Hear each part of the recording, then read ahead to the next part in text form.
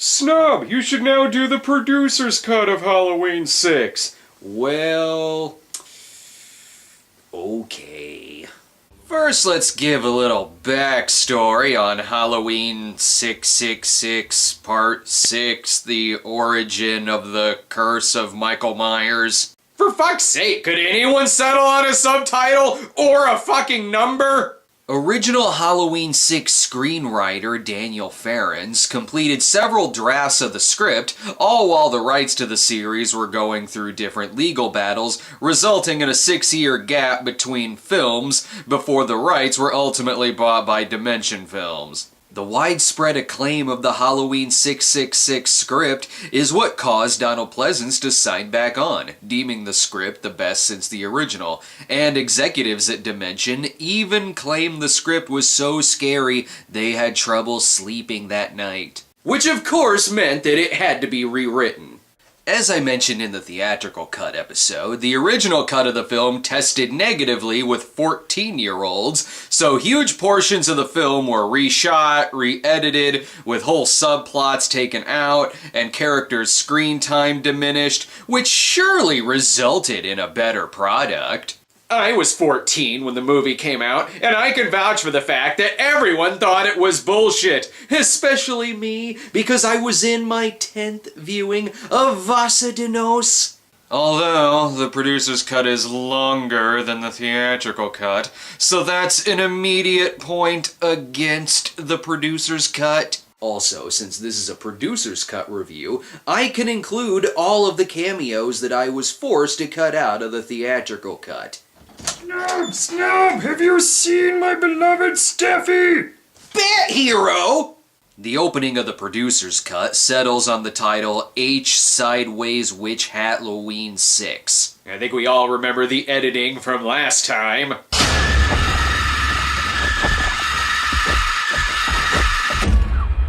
Is this version also gonna feel like someone spilled coffee on the editing machine?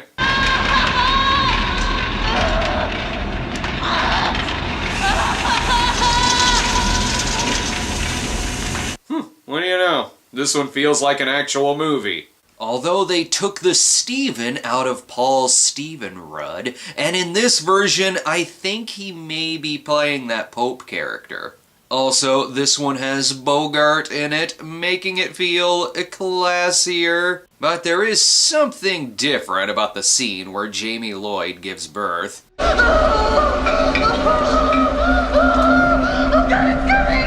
That is a little more like it. Hey, here's Mr. Hand here. I'm not sure if that change was for the better. Not to mention, we get our first slasher character crossover as Creighton Duke shows up to take the baby from Jamie. The man in black doesn't say anything here because we can't give away that obvious twist yet. In the theatrical cut, it was Tommy Doyle providing the narration, but in this one...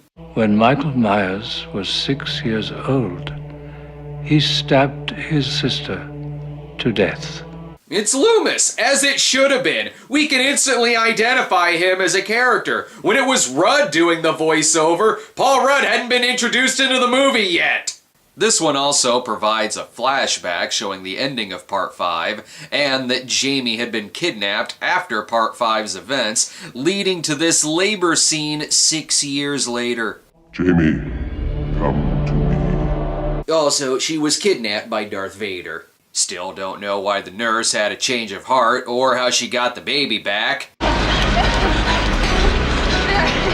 It's that way. And again, why is she laughing? Doesn't matter. The nurse is still way dead in this version too. But just the addition of better editing and better music makes this somewhat intense. And the context helps too. Not that any context is gonna save this poor bastard. Hey, wait a minute. I reviewed this movie like 2 weeks ago. Hell, the flashback alone sets up why the Strode kid Danny is also getting similar orders from the man in black. Though things seem to be a little too easily wrapped up in this version. Stay away, monsters. Stay away, ghouls. Stay away from Danny. You jerks know the rules.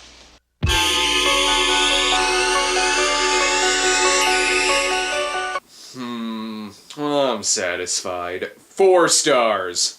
That's why the A looked weird in the credits. It was designed by a 10-year-old. But rest assured, Tommy is still a creeper this time around, and he's still that weirdo on every radio station.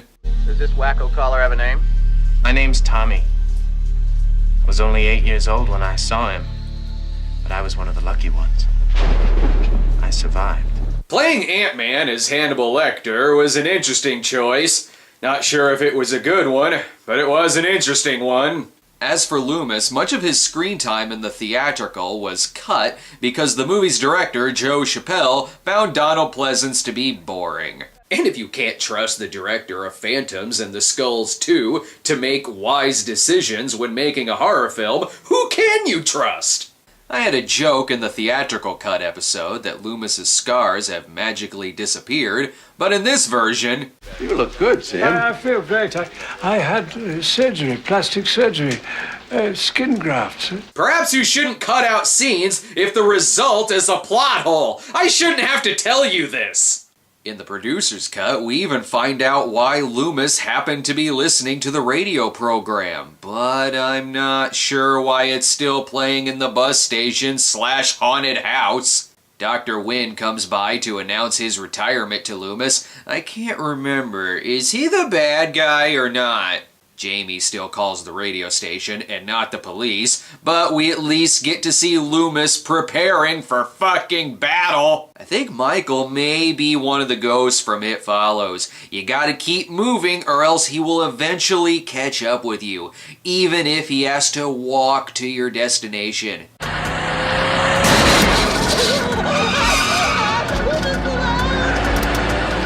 Or run you off the road with a van. Who keeps giving him a license? This leads to our first ever pumpkin massacre in a Halloween film.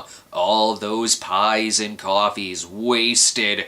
Michael still stabs her in this version, only unlike the ridiculously over-the-top death scene from the theatrical cut, she survives. And you know who else is still in the movie?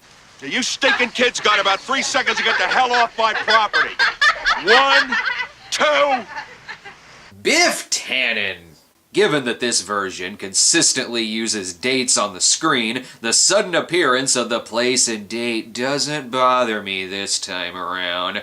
And more Loomis monologues make it even better. Michael is alive. I can feel his evil heart beating. I can see him just as I did all those years ago, behind these very same walls.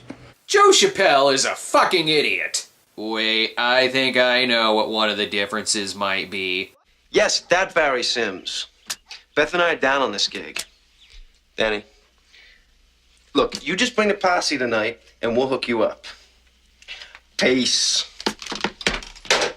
In this version, they all die from diabetes. The Strode family all live in the Myers house. It's important to point out that John and Deborah Strode here are named after the original series masterminds John Carpenter and Deborah Hill. Yeah, just keep slipping her the cash. You know, while you're at it, I got a great idea. Here, why don't you give her all of our goddamn money? And I hope the similarities end with the names. John Strode still berates his daughter for having a bastard child. Only here, it's the combination of witnessing the abuse, hearing the voices, and seeing Michael Myers that causes Danny to pull a knife on his grandfather. But I think we all know the most important change. What the hell happened this time? What's gotten into you? The cheap-ass jump scare isn't there. That alone makes this the far superior version. There's more scenes with Danny, but also more scenes with John as well. I don't care what she's done. She's your daughter. She's not my daughter anymore. Making us yearn for his death scene even more. Even Tommy Doyle is more effective because he feels much more like a supporting character instead of a forced lead. It feels much more like an ensemble film with multiple investigations and multiple character developments. Plus, since a bulk of Tommy's stuff wasn't reshot, his character's pretty consistent throughout it, instead of turning into a comedian in the last act. Not to mention... Jesus.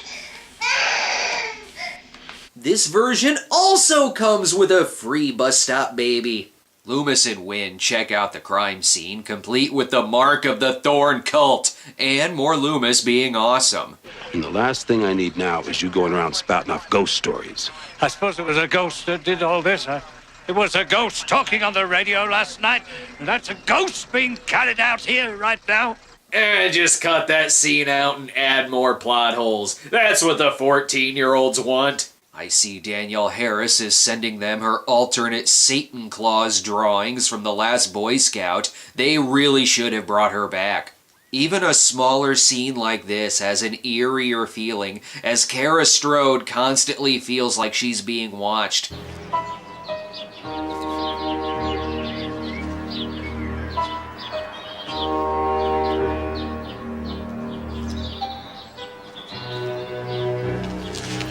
Suspense in a Halloween film, best cut that out too. Here they even explain why Loomis is in the hospital when Tommy sees him. It's because Jamie Lloyd is still alive. In the theatrical cut, it looked like he was loitering around the hospital for no reason. Still not sure why Tommy leaves once security shows up, since technically he didn't do anything wrong. All he did was ask for help. Tommy names the baby Steven, since Michael naming him Sassafras was kinda stupid. Okay. Steven. Like that name? Yeah, I think it suits you. You would think that, but if you love it so much, why did you get rid of it in this version? Loomis tells Mrs. Strode more backstory, though I don't know why a relative of Laurie Strode living in the Myers house needs to be told about Michael Myers. But even this scene is better edited this time around. A man came by the house, a psychiatrist by the name of Loomis, and he told me about the terrible things that happened here in our house. Look at how much creepier that shot is without the dun dun dun on the soundtrack.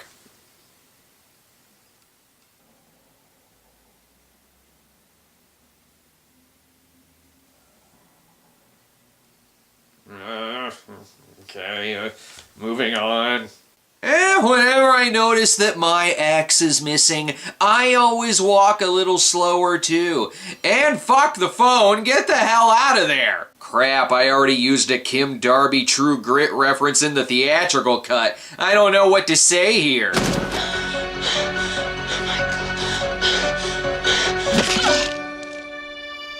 Oh, someone has diarrhea after trying Hardee's bacon three-way sandwich. Yikes, in this version it looks like Michael butchered a truck. I don't know why. I wonder if the original tagline was "The night he came home and changed the locks." At least this feels like it was made by someone who has seen Halloween.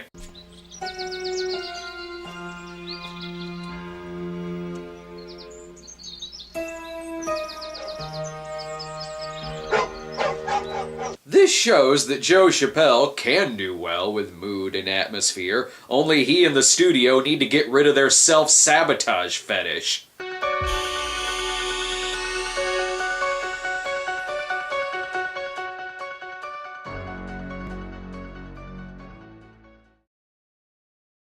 With Tommy waiting in the Strode house, here's the joke that I used last time. Do you know whose room this used to be? The Phantom of the Opera's room? But here's how the scene is edited in the producer's cut. You're in danger. Come with me.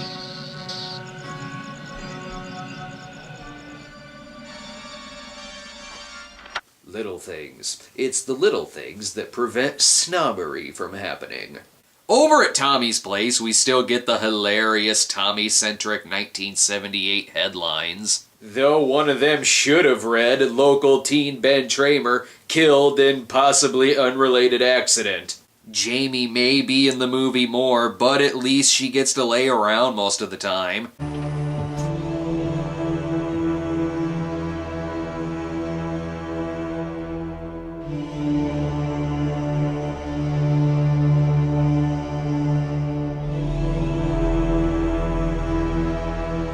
And here's where it gets weird. And I mean the good kind of weird.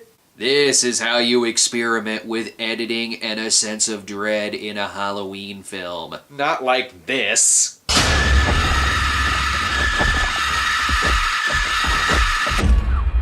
Crap, spilled coffee on the editing software again. Jamie is even given a better conclusion. Your work is done now, Jamie. Nope, that makes too much sense. Have Michael gratuitously push her on farm machinery.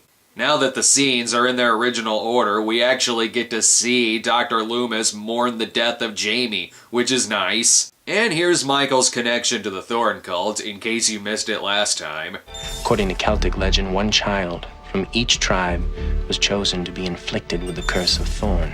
The sacrifice of one family meant sparing the lives of an entire tribe. So, why are you so concerned about us if Michael's only out to kill his family? In his mind, anyone living in his house is his family. So in other words, Michael is an asshole. But not as weird as Tommy, who was smelling Kara's hair while telling this story. If Michael succeeds at killing the last of his family, then his curse ends and it'll be passed on to another child. If they had Jamie kidnapped for 6 years, they probably could have just killed her, but whatever. They gotta kill her to stop. Kara, whatever you do, Don't fall asleep? don't go back to your house. Oh, right. Sorry, getting my killers mixed up. Tommy's, house mother does her speech on Halloween again, and while it seems perfectly fine on this end of town, it's thunderstorming like a ghost story over at Tommy's place. I'm sure it's not much better next door. Deborah! I'm home! Thanks for the dinner. Oh yeah, we get to see this guy get killed again. This should be a treat.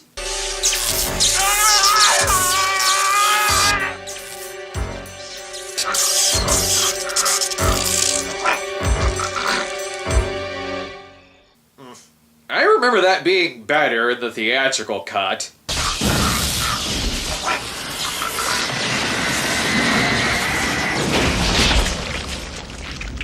Okay, so there's one thing the theatrical cut does better, and that's John Strode's death scene. Meanwhile, DJ Bryan Adams holds the debate about whether Halloween should be allowed in Haddonfield, and considering that they're at a Halloween party, I think that's a pretty moot point. But these are people who are shocked when the shock DJ they invited turns out to be a sleazy shock DJ, and pretty much gets killed in the same fashion.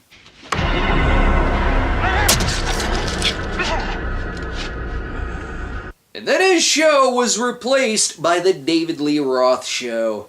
Serves him right for accidentally getting in the wrong van, fucking idiot. Was Myers counting on him making that mistake? Speaking of idiots.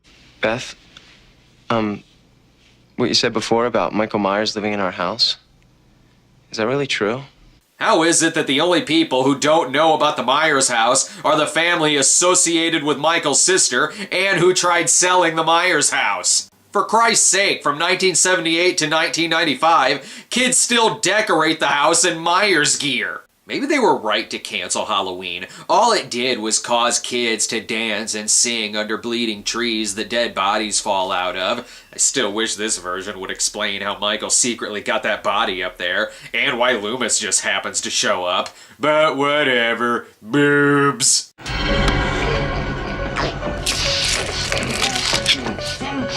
Wait, I thought the people having sex survived in the theatrical cut.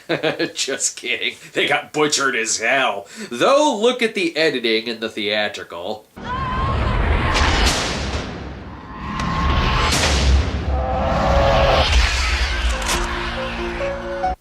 It's edited like a film student making their first music video. This version, however... Carol, what the hell is going on? Beth, look out! There's someone in the room! He's right behind you!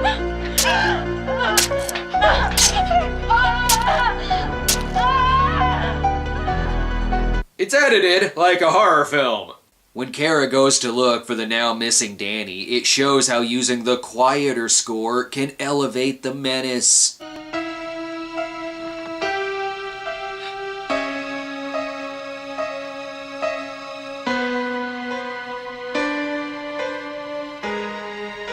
thankfully she's not making the usual Strode mistake of dropping the weapon anytime they think he's dead. But the baby being stolen proves that someone on the inside knows their whereabouts. Who knew? Nobody knew it except me and... Danny, come to me. I knew it. It was the fucking candle. Now to really find out the identity of the man in black. Win. Hang on. I thought it was going to turn out to be Pamela Voorhees. My brain is mushing all of these movies together. And stop staring at me! Like before, Mrs. Blankenship is involved with the Thorn cult. Not sure why she wouldn't just kill Tommy in his sleep, but after Kara knocks herself out trying to escape, the movie gets very, very different from last time we saw it, with some stuff that is still there. I feel like I've been drugged. We have been drugged. Why are they doing this? Why didn't they just kill us? Yeah, there's still not a good explanation for that. They track them down at Smith's Grove with even more additions. I think Michael is under the influence of an evil rune. Thorn. I saw the symbol. How do you expect 14-year-olds to know what runes are? Best cut that out. Wynn wants Loomis to join them and even take over for Wynn, who is meant to protect and watch over Michael. Meanwhile, Tommy just hangs out.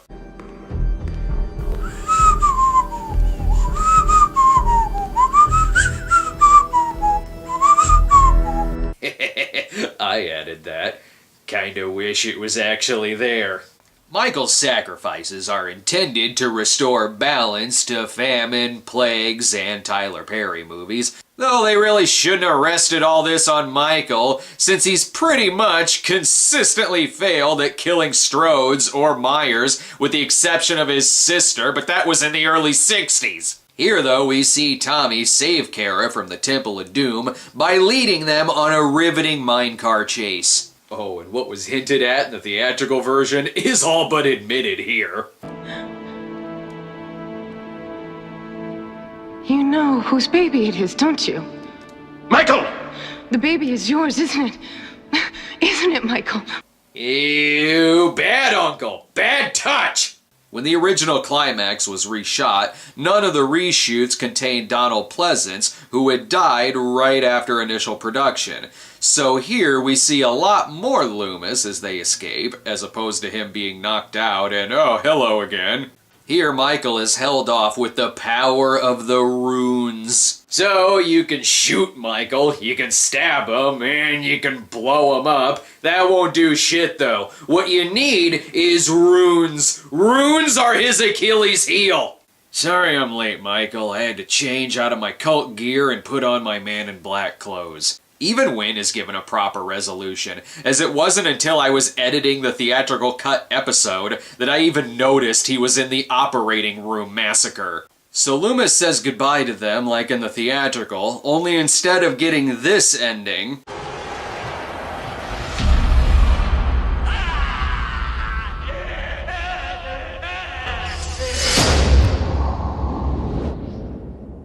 You know, when the movie just abruptly died.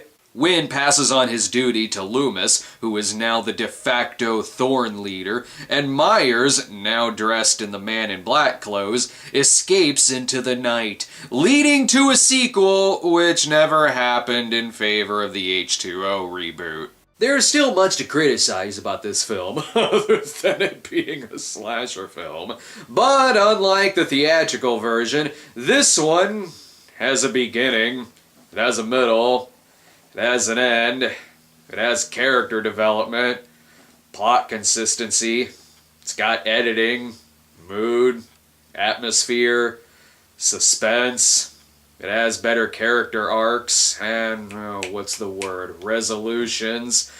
But just take all that shit out and vomit it up into theaters. Good job, idiots! Oh, it's nice that both versions are dedicated to Donald Pleasance. They loved him so much they cut out most of his scenes and called them boring.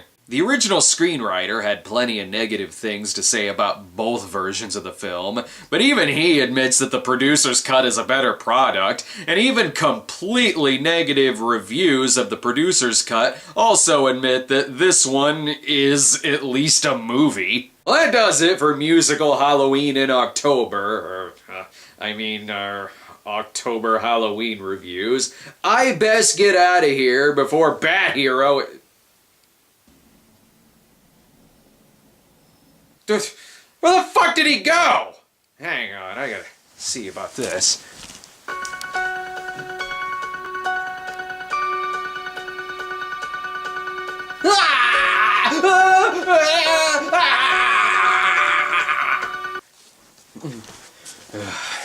Sorry, I originally had an ending where Bat Hero was inflicted with the curse of Steffi Love, forcing him to stare down internet movie reviewers, and the only thing I could defeat him with was precious runes. But the stupid neighborhood kids didn't like that ending very much. Plus, the Bat Hero actor died.